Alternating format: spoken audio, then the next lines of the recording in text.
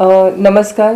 मी प्रिया फुके, प्रभाग क्रमांक 13 क मधनं आपली अपक्ष उमेदवारी चा अर्ज भरलेला आहे आणि त्याच्यासाठी मी उभी आहे.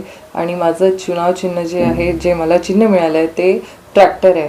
शेतकऱ्याची मुलगी मी, आणि ट्रॅक्टर हे चिन्ह जे आहे संघर्ष आणि मेहनत दाखवतं.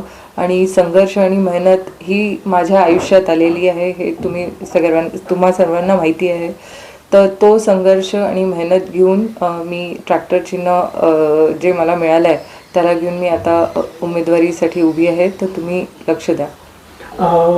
तुमच्यापेक्षाही मोठे मोठे बलाढ्य नेते जे आता या क्षेत्रामध्ये आहेत, उभे आहेत, तुम्हाला काय वाटतं की ठीक आहे, तुम्ही तर विचार केला की ट्रॅक्टरवरती चुनाव चिन्ह घेऊन तुम्ही रिंगणामध्ये उतरल्यात, पण जनतेने तुम्हाला का बरं चूज करावं? तुमचे जे मोठे नेते आहेत, जे होऊन गेलेले आहेत आणि जे आताही रिंगणात उतरलेले आहेत, त्यांनी तुमच्यासाठी काय केलं? तुम्ही पुस्तकाचं परत उलटे पुस्तकचे पानं तुम्ही करायला पाहिजे. त्याच्यामध्ये बघायला पाहिजे की तुमचे जे जुने नेते होते त्यांनी काय तुमच्यासाठी काम केलं आहे, विकसित काम केले की नाही केले, की फक्त तुमच्या. आणि हे मी प्रभागाबद्दल बोलते आहे, नगरसेवकाचे कामं बोलते आहे. तर आता असे कुठलेही आम्हाला कामं झालेले दिसले नाही आहेत. थोडेफार कामं केलेले आहेत आणि जेही केलेले आहेत ते अर्धवट आहेत. अर्धवट कामं का केले, का पूर्ण कामं का नाही केले त्याच्यासाठी. आणि आता निवडणूक होऊन बरेच वर्ष झाले आहेत, तर जे जुने नगरसेवक होते त्यांनी दुर्लक्ष केलेलं आहे. लोकांच्या म्हणजे लोकांना खूपच त्रास होऊन राहिला आहे प्रत्येक गोष्टीचा, ड्रेनेजचा, सगळ्या गोष्टींचा.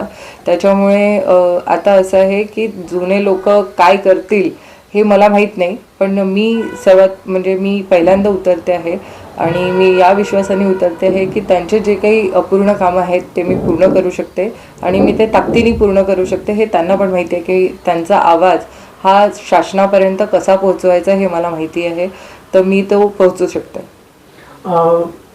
एक परिवार, मोठ्या परिवारामधून तुम्ही वेगळे झालेला आहात, तर तुम्हाला काय वाटतं की प्रभाग हा तुमचा परिवार म्हणून तुम्ही कार्य कराल की काय? मी मोठ्या परिवारातनं वेगळी झाली आहे हे सत्यता आहे, पण लोकांना हे पण माहिती आहे की मी त्या परिवारापासून वेगळी जरी झाली असेल तरी मी लोकच हे माझा परिवार आहे. कारण जेव्हापासनं मी वेगळी झाली तेव्हापासून मी एकटी, आपला संघर्ष मी एकटी करते आहे. कुठे ना कुठे लोकांचा मला मनातून प्रेम आहे आणि त्यांचा आशीर्वाद आहे, जे मी सर्वाईव्ह करते आहे, मी करू शकते आहे. त्यांच्या प्रेमापोटी मला आता उभं राहायचं आहे. आणि त्यांनी जो विश्वास दाखवला आहे लोकांनी, आणि माझ्या प्रभागातल्या लोकांनी जो माझ्यावर विश्वास, अतूट विश्वास जो दाखवलेला आहे, तो मी नक्की पूर्ण करेल आणि ते माझ्यासोबत राहतील हे मला नक्की माहिती आहे. का बरं तुम्हाला असं विचारायला की तुम्ही एक राजकारणामध्ये उतरून लोकांची समाजसेवा करण्यासाठी एक निवडणूक लढवावी?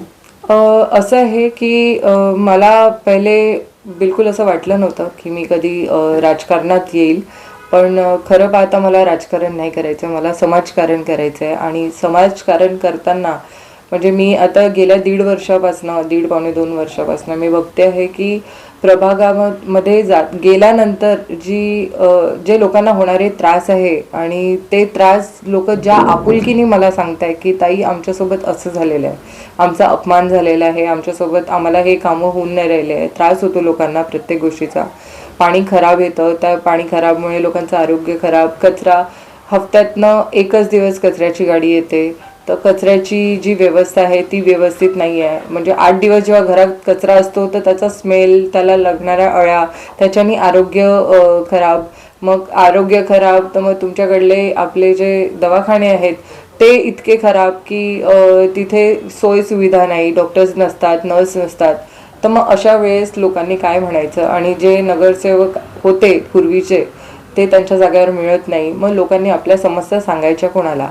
तर असं सगळं बघून मग मला असं विचार आला की बहुतेक होऊ शकते, जसं मी माझ्या संघर्षामध्ये मी माझा आवाज सरकारपर्यंत मी पोहोचवायचा प्रयत्न केला आणि मी तो पोहोचवला, तसाच मी लोकांचा पण आवाज जे आहेत माझ्या प्रभागातल्या लोकांचा जो आवाज आहे किंवा महाराष्ट्रातल्या लोकांचा जो काही आवाज आहे, महिलांचा जो काही आवाज आहे, तो मी सरकारपर्यंत पोहोचू शकते आणि त्यांना न्याय देऊ शकते असं मला वाटतं. त्याच्यामुळे मी हा विचार केला. तुम्ही आरोग्याबद्दल बोलले आहात, तर शिक्षणाबाबत सुद्धा असं काय तुमचं न्यूज आहे? कारण तुम्हाला पण एक असं बोलगाट लागलेला आहे की मुलांना मोठ्या शाळेत न शिकवता जिल्हा परिषदमध्ये, पण आपण आता विचार करतो की जिल्हा परिषद या मग नगरपालिकेच्या ज्या शाळा आहेत त्यांची अवस्था, तर त्याच्यावर सुद्धा तुमचा काही विचार आहे का? बिलकुल. माझं हेच म्हणणं आहे की खूप लोक असे आहेत जे नगरसेवक होते किंवा आहे, ते जे राजकारणात असतात त्यांच्याकडे शाळा असतात बऱ्याचशा, पण त्यांनी ते त्यांचेच शाळा चांगल्या ठेवतात. पण NMCच्या ज्या आपल्या महानगरपालिकेच्या ज्या शाळा आहेत तिथे खरंच खूप खराब व्यवस्था आहे. मी तिथे जाऊन बघितलं आहे. मी त्या लहान मुलांसोबत बसून गप्पा पण मारल्या आहेत. बिचारे असे खाली बसलेले असतात आणि खूप डस्ट आणि म्हणजे चांगलं नाही आहे. मी एका शब्दात सांगेल की बिलकुल ती शाळेची व्यवस्था बिलकुल चांगली नाही आहे. चार्टमध्ये असं खूप लिहिलेलं असतं की हे हे हे अंक सगळे या गोष्टी आहेत, त्याच्यातनं फक्त त्यांना 2च गोष्टी मिळतात. तर मला असं वाटतं कुठेतरी मुलांच्या आरोग्यावर पण आपण म्हणजे आरोग्याशी पण खेळत आहे, त्यांच्या आहारासोबतही खेळत आहे. तर या सगळ्या गोष्टी नाही झाल्या पाहिजेत, त्याची काळजी मला घ्यायची आहे. आणि शाळा म्हणजे हे आपलं येणारं भविष्य, मुलं आपलं येणारं भविष्य आहे, तर त्या भविष्याकडे लक्ष देणं आपलं काम आहे. मला असं वाटतं की सर्वात पहिले तर आपण तिथेच लक्ष द्यायला पाहिजे. बाकी सगळ्या गोष्टी तर आहेतच, पण शाळांना सुधरवणे आणि त्या लहान मुलांना फ्युचरसाठी चांगलं घडवणे, तर त्याच्याकडे फोकस करेल. या प्रसंगी जनतेला तुम्ही काय विनंती किंवा आव्हान करू इच्छिता? सर्व माझ्या प्रभागातल्या लोकांना आणि महाराष्ट्रातल्या लोकांना माझ्याकडनं शतशत प्रणाम आणि सगळ्यांना नवीन वर्षाच्या हार्दिक शुभेच्छा.